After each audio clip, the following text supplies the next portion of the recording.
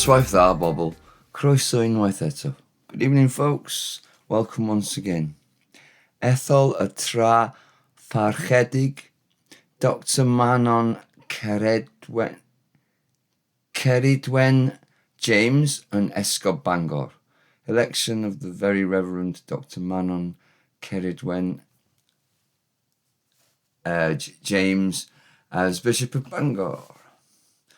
Cyfres 4 a Pennod 320. Series 4 and episode number 327. Dysgu Cymraeg Bob Dydd. Learn Welsh every day. Heddiw yw dydd Mercher, yr ail ar 15 o Fehefin. Today is Wednesday, the 17th of June, 2026, ac mae hi'n 20 munud wedi 9 o hwyr. And it is 20 past 9 in the evening, PM, 9:20 PM, on Wednesday the 17th of June, 2026. It's good, isn't it? No difference between the north and south on that one. Yn y wers hon, rydyn ni'n edrych a rai ffurf mae Mark yn defnyddio'r Gymraeg bob dydd. In this lesson, we look at some ways Mark is using Welsh every day.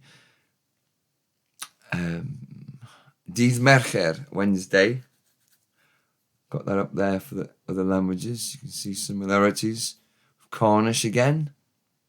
Breton, in Latin. You can see the word Mercury in the Latin. Which is what Mercher means as well as Wednesday. It's named after Mercury, the planet. Right, moving on. Mae Mark yn dysgu Cymraeg bob dydd ac yn defnyddio gwahanol technegau I wella. Mark learns Welsh every day and uses different techniques to improve. Weithiau mae'n ysgrifennu barddoniaeth fer. Sometimes he writes short poetry, ac weithiau mae'n cyfansoddi darnau bach o gerddoriaeth. And sometimes he composes small pieces of music. Mae defnyddio'r Gymraeg yn ei helpu I ddychwelyd at ysgrifennu caneuon a barddoniaeth yn rheolaidd. Using Welsh helps him return to writing songs and poetry regularly. Heddiw, chwaraeodd y drymiau am awr. Today he played the drums for an hour. Mae'n newydd I chwarae y drymiau, ond chwaraeodd y gitar fas wedyn, ac yna'r allweddellau. Today, he is new to playing the drums, but afterwards he played the bass guitar and then the keyboards. Mae ganddo linell alaw ar gyfer pennill. He has a melody line for a verse. Bod y syniadau yn dal yn syml iawn. Although the ideas are still very simple. Mae paru llinellau bas a drymiau yn anodd. Matching bass lines to drum beats is difficult, ond mae'n mwynhau'r broses ac yn recordio syniadau bach yn aml. But he enjoys the process and often records small ideas. And then where are we up to? After aml. Mae'n gobeithio adeiladu'r gân yn raddol dros amser. He hopes to build the song gradually over time. Mae chwarae cerddoriaeth fel therapy iddo. Playing music is like therapy for him.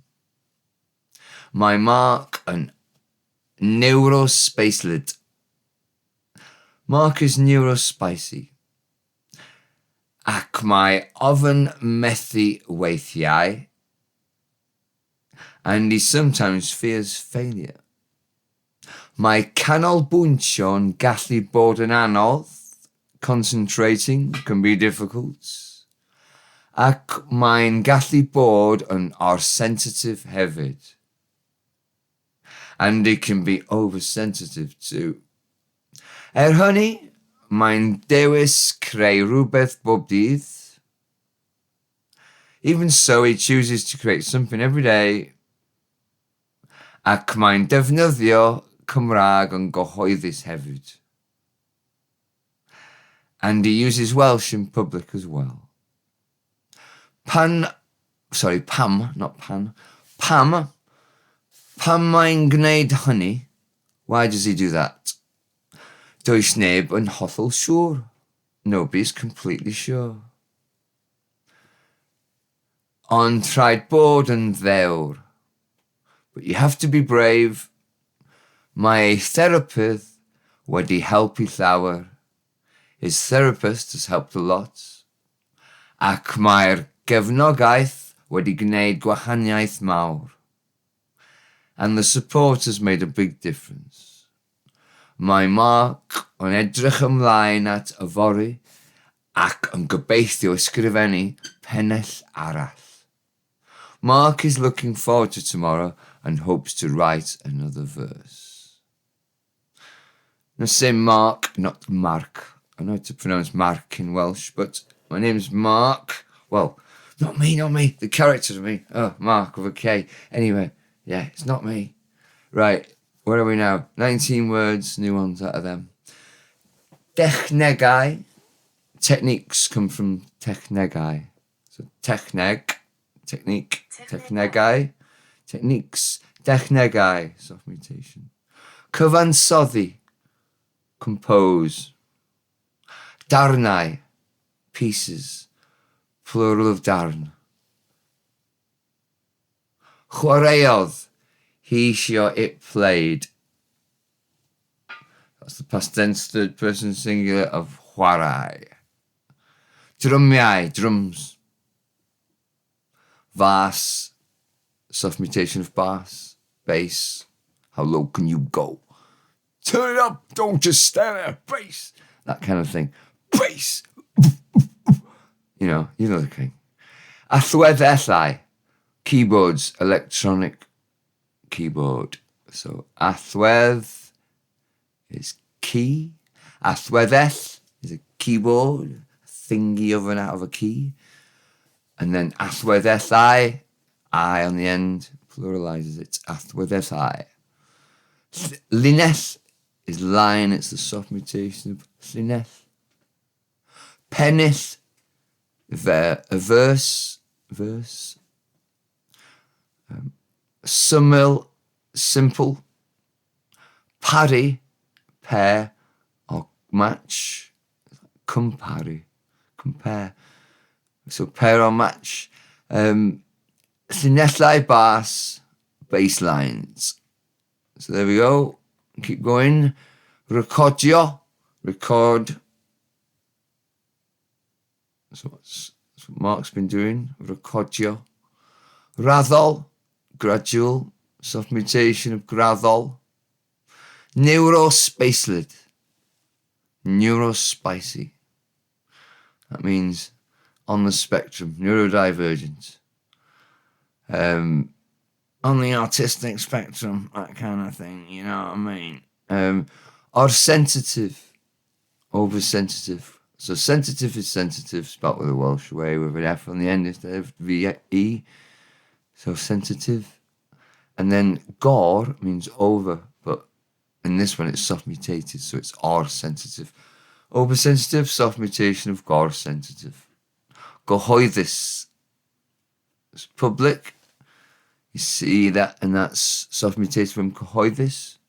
You see that on paths.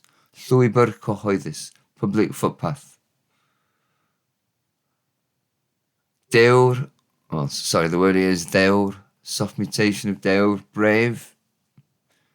Gefnogaeth, support, backing, soft mutation of cefnogaeth, So Kevin is back, Cefnog, which turns into an adjective, so backing like.